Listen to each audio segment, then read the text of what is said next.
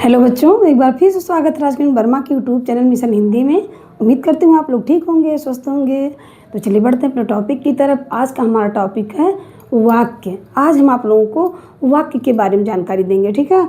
वाक्य के भेद बताएंगे, विस्तृत रूप से उदाहरण सहित बताएंगे। ऐसा बताएंगे कि आप लोगों को पूर्ण रूप से समझ में आ जाए, ठीक। तो चलिए बढ़ते हैं अपने टॉपिक की तरफ। आज हम आप लोगों को यही पढ़ाएंगे, वाक्य, और इस तरीके से पढ़ाएंगे कि वाक्य समझने में आप लोगों को बिल्कुल भी परेशानी नहीं होगा। तो चलिए बढ़ते हैं टॉपिक की तरफ, ठीक। देख लीजिए कि वाक्य हमारा क्या होता है।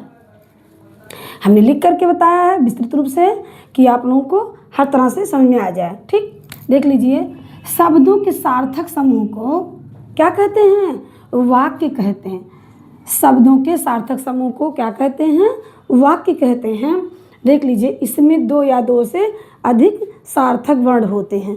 किसमें? वाक्य में दो या दो से अधिक सार्थक वर्ण होते हैं, उसको क्या कहा जाता है? वाक्य कहा जाता है।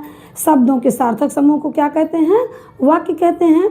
उदाहरण के लिए हमने 3 एग्जाम्पल लिख करके आप लोगों को बताया है कि आप लोग पूर्ण तरीके से समझ जाइए, ठीक। पहला उदाहरण देखिए, जैसे क्या है, पहला उदाहरण जो हमने वाक्य लिखा है, वाक्य का क्या है? सीता खाना पका रही है।